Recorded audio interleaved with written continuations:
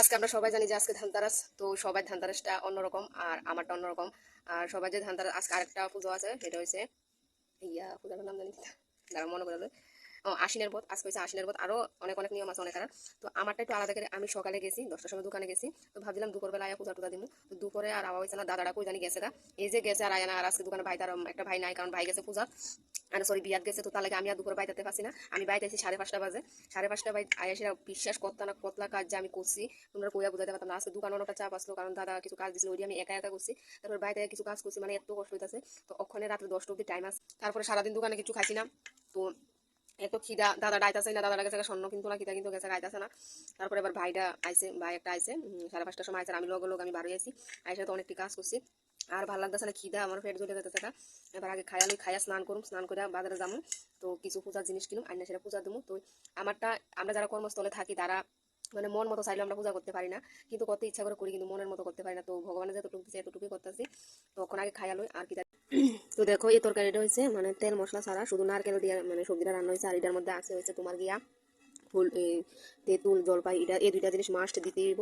এই যে দুইটা জিনিস দেওয়া, এটা কিন্তু আমি রান্না করছি না, এটা দিছে আমার মানে দিদি দিছে। আর আমি ভাতটা রান্না করছি। আমার পেটে আর মানতাছে না, আমার শরীর পুরো কাঁপতাছে। আমি ওখানে খামু, খাইয়া স্নান করুন, স্নান করে তারপর বাজারে যাই কিনে আইনা পূজা দিব। কিটা কিটা কিনে সবকে তোমার লগে শেয়ার করুন।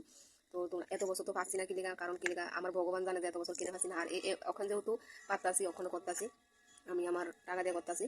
তো বাকিটা আয়া শেয়ার করুম। আর তোমরা একটা জিনিস দেখাই, তোমরা যে কইছিলাম যে ঘর লাড়া দিছি, তো এই সাইডটা গুছানিস আর খাড়ে সবকিছু নামাই লাইছি, খাড়ে সবকিছু আস্তে আস্তে গুছামু। আর এই টেলিকে আমি সব লাড়া দিছি, এটাও তোমরা দেখো। যেহেতু আমি মানে লক্ষ্মী পূজাতে আমি বাইরে আসলাম না, তাহলে আমি কিছু করতে পারছি না। আর দুর্গা পূজার সময় দোকানের চাপে ঘরের কিচ্ছু করতে পারছি না, আমি দুয়া টুই কিচ্ছু করতে পারছি না, যেটুকু আছে এতটুকু করছি। তো এখন যেহেতু মানে দীপাবলি, তো আরো 12টা বছর আমার মহাদেবের সোমবার। তো এই কারণে আরো আমার কাছে মানে বেশি স্পেশাল, প্লাস দীপাবলি আছে। তো মানে প্রদীপ প্রদীপ জ্বালামো। তো আমি ভাবলাম যে ঘরটা পুরো সাফ সুতরা করে ধুইয়া টুইয়া তারপর আমি এই দিন একটু স্পেশাল ভাবে মানামো। তো দেখা যাক ভগবানের কতটুকু দেখ, কতটুকু কিরা করতে পারি। তোমরা লোক তো সবকিছুই শেয়ার করো। তো চলো আগে খাইয়া পর আবার বাজারে যেতে। তো এদিকে দেখো আমি রেডি হয়ে যাইতাছি, আমি ভাতটা খাই এসে দেরি করছি না, স্নান করে আয় পড়ছি। তো আমি আবার যাইতাছি কিতা কিতা কিনুন লাগবো। দেখো স্বর্ণ যে কিনতে লাগবে এমন কোনো কথা নেই, অনেক কিছু কিনতে মানে তোমরা চাইলে তোমরা সামর্থ্য অনুযায়ী তোমরা তাই কিনতে পারো। তো আমিও আমার সামর্থ্য অনুযায়ী কিনলাম। আমি স্বর্ণ কিনছিলাম, বাট এবার আমার কাছে স্বর্ণ কেনার মতো টাকা নাই। তো তার লাগে আমি আমার সামর্থ্য অনুযায়ী ভগবান আমার লাগে যে দূর মানে আমার মিলাইছে এতটুকুই আমি করুম। তো তাহলে আমি প্রথমে দেখো আমি রেডি হয়ে গেছি। আর আমি ভাগ্যিস আমি আজকে সকালবেলা পূজাটা আমি আবুড়িতে দেওয়াইছিলাম। আমি একবার ভাবছিলাম যে দুপুরবেলা আমি একবারে দেবো, যদি এটা ভাইবা যদি পূজাটা না দেওয়াইতাম আজকে পূজাটা হইলো নইলে, কারণ আমি তো দুপুরে বাইরে আইতামই পাচ্ছি না, তোমরা তো কইলাম। তো আজকে যেহেতু রাত্রি 10টা অবধি আছে, তো এর মধ্যে একটা টাইমের মধ্যে দিলেই হইলো। তো তারপরে এবার এদিকে দেখো আমি রেডি হয়ে যেতে যাই, সেটা আমি যা যা মানে কিনা তাতা কিনলাম। তো তোমরার মতো করে মানে কিনবা। তো তোমরা যা মানে যে যাই পারো তাই কিনবা।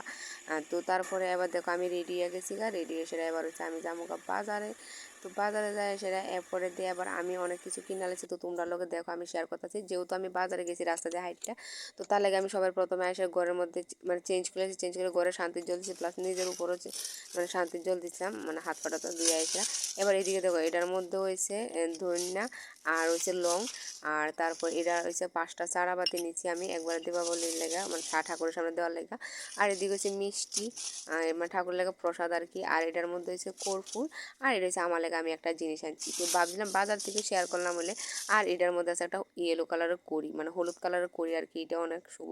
তো তোমরা সামর্থ্য অনুযায়ী কিনতে পারো। দেখো আমি কিন্তু ঠাকুরের সামনে জিনিসটি দিয়ে আলাইছি, দিয়ে প্রসাদও দিয়ে আলাইছি। দেখো এবার হয়েছে আমি এদিকে একটা ঘিয়ের প্রদীপ জ্বালাইতেছি। এইটা কার্তিক মাস যেহেতু শুরু হয়ে গেছে তো কার্তিক মাসে মানে পুরা কার্তিক মাসে তুমি যদি মহাদেবের সামনে ঘিয়ের প্রদীপ জ্বালাই, এটা অনেকটাই শুভ। তো তোমরা যারা জানো তারা তো জানো, আর যারা জানো না তারা মানে জানি না লইও। তো তো তাহলে আজকে থেকে আমিও ঘিয়ের প্রদীপ দিব। জানি না ইঁদুরে কত মানে রাখবো কি না, যা টর্চার করে ইঁদুরে মানে কীতা কইতাম। তো দেখো যেহেতু মানে বাড়িটা হইতে পারে আমার না, যেহেতু ঘরটার মধ্যে আমি থাকি, তো স্বাভাবিক এই ঘরের মানে যেত কিছু সব তো আমারই দেখতে লাগবো, কারণ এই ঘরের মধ্যে যা হইব ভালো মন্দ সবটা তো আমারই হইব। তো এবার দেখো এদিকে হচ্ছে আমি কর্পূর আর হচ্ছে লং দিয়ে সেটা দেখো আমি একটা মানে প্রদীপ জ্বালাই। এবার আমি ঘরে দেখাতে চাই, এটা আমরা অনেকে জানি আবার অনেকে জানি না যে এই জিনিসটা করলে তোমার ঘরে যত সব নেগেটিভিটি আছে সব কিছু যাইব।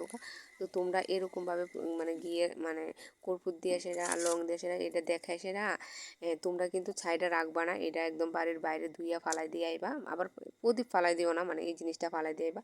তো দেখো আমি দেখান টানার পর তারপরে আবার আমি ধূপ দেখাই লাইতেছি, পুরা বাড়ি আমি ধূপ দেখাই লাইতেছি পূজা টুজা দিয়ে আসাইরা। তো তারপরে আর আজকে আমার তো খুবই ভালো লাগতেছে এইভাবে পূজাটা করতে পারে, সেটা খুব আমার শান্তি লাগতেছে। তো তোমরা কে কে করছো, কে এরকম ভাবে অবশ্যই কমেন্ট করে জানাও। আর আমার ভিডিওটা তোমরা সত্যি কথা কইতে মানে একদম মনের দিক থেকে আজকে অনেকটা শান্তি লাগতেছে, অনেকটা ভালো লাগতেছে, মানে কি যে ফ্রেশ লাগতেছে পূজাটা দিতে পারে। মানে সারাদিন মনের ভিতরে খুঁত ফারুম নি জানি, সত্যি কথা দিতে মানে তখন দিতে পারে অনেকটা ভালো লাগছে। তো কোনো দিন এটি করতে পারছি না, কোনো দিন করতে পারছি না, আজকে মানে নিজের ইচ্ছাতে নিজের টাকা দিয়ে করতে পারতেছি, খুবই ভালো লাগতেছে। যদি কোনোদিন সফল হই, আমার এই যে উদ্দেশ্য নিয়ে আমি আগাইতাম চাইতাছি, যদি কোনোদিন সফল হই, ঠিকই আমার জীবনের কাহিনী আমি তোমরা শোনামু, বা আমার এই মানে ওই যা 14 বছর থেকে আজকে আমি দূর অব্দি আইছি, এটার মাঝখানে জার্নিটা আমি তোমরা শোনামু। তো সবাই সবার মতো কইয়া যাইতেছে, কইয়া যাক, তো আমি আমারটা শোনামু, আর আমি প্রুফ সহকারে শোনামু। যদি কোনোদিন সফল হই, সফল হওয়ার আগে সোশ্যাল মিডিয়াতে সব কোন ঠিক না, তখন তোমরা বুঝবা যে আমি কি মানুষটা কিতা হইছি আজকে। তো এরকম আশীর্বাদ করো, ভগবানের কাছে প্রার্থনা করো যে আমি যাতে এইভাবে সারা জীবন